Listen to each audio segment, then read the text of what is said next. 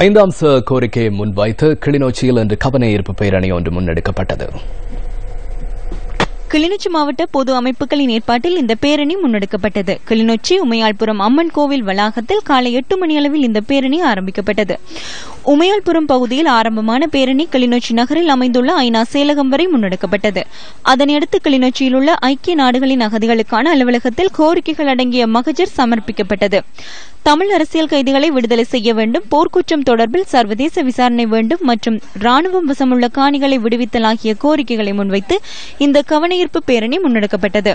பாராளுமன்ற உறுப்பினர்கள், மாகாண சபை உறுப்பினர்கள், கிளிநொச்சி மாவட்ட பொது அமைப்புகள், கிராம மட்ட அமைப்புகள், காணாமல் போனவர்களின் உறவுகள் மற்றும் அரசியல் கைதிகளின் உறவினர்கள் கலந்து கொண்டிருந்தனர்.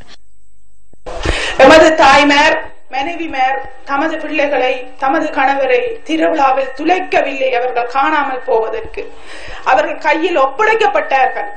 ஒப்படைக்கப்பட்ட எமது உறவுகள் எங்கே என்று இந்த சர்வதேசம் பதில் கூற வேண்டும். பாதிக்கப்பட்டவர்களுக்கு நீதி வழங்க வேண்டும். குற்றவாளிகள் தண்டிக்கப்பட வேண்டும். நியாயம் கிடைக்க வேண்டும். இதுதான் எமது மக்களின் கோரிக்கை.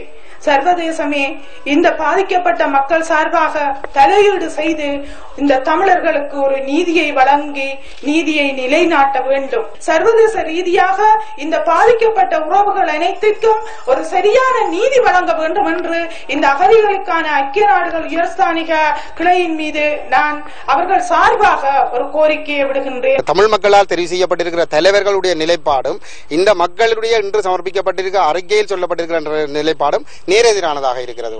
இப்ப கடந்த 2 மாதங்களுக்கு முன்னர் ஐநா மனித உரிமைகள் பேரவைக்கு இந்த தமிழ் தேசிய கூட்டமைப்புடைய தலைவர்கள் சென்று ஆணையாளரை சந்தித்து இந்த அரசாங்கத்தினுடைய கொள்கை சரியானது, அவர்கள் அதனை நடைமுறைப்படுத்துகிற வேகம் போதாது என்று சொல்லி குறிப்பிட்டிருக்கிறார்கள். உள்ளக விசாரணை ஒன்றை நடத்துவதற்கு தங்களுடைய முழுமையான ஆதரவை அவர்கள் தெரிவித்திருக்கிறார்கள்.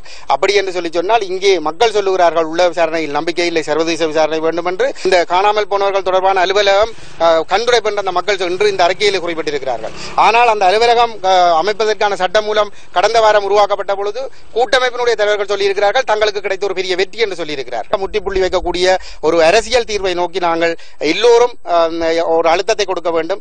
இந்த 3 மாதத்திற்குள் நாங்கள் அதனை செய்ய தவறினால் இன்னும் 30-40 ஆண்டுகளுக்கு பின்னால் நாங்கள் தொடர்ந்து போராடி கொண்டிருக்க வேண்டிய ஒரு துரதிருஷ்டவசமான நிலைமை ஏற்படும் என்பதை எல்லோரும் சரியாக விளங்கிக் கொண்டு செயல்படுவதற்கு முன்வர வேண்டும். மேலும் அத்துமீறிய குடியேற்றத்தை தடுக்குமாறும் உள்குடியேற்றத்தை விரைவுபடுத்துமாறும் இதன் போது மக்கள் கோரிக்கை விடுத்தனர். எந்த புள்ள 4 புள்ளைய இழந்துட்டு இருக்க, எனக்கு ஒரு உதவி கூட இல்லாம இருக்கு. ஒரு உதவி இல்லாம நான் அனாதியா இருக்கிறேன். எங்களை செத்தா கூட வெட்டி தாக்குறதுக்கு ஒருத்தரும் இல்ல. எங்களுக்கு ஆபத்து ஒருத்தரும் இல்லாம நாங்க தனிச்சு போயிருக்கிறோம். எங்களுக்கு அவங்க உதவியால ஒன்றும் கிடைக்கல. எங்களுக்கு ஒரு உதவி இல்லாம நானும் மனுஷனும் தனிச்சு போயிருக்க ஒரு உதவி கூட இல்ல. இடத்துக்கு குழம்புல இல்ல. எங்களுக்கு ஒரு முடிவு இல்லாம இருக்கு. நாங்களே எத்தனை பேர் உங்களோட காய்ச்சிக்கிட்டு இருக்கோம். எங்களுக்கு ஒரு முடிவை சொல்லுங்க. பிள்ளைவேனை கடத்தினதுக்கு வச்சிருக்கிறாங்களா இல்லாம ஆக்கிருக்காங்க. எங்களுக்கு ஒரு முடிவு வேணும். எங்களை பார்க்க இருக்கா சொல்லுங்க பாப்போம்.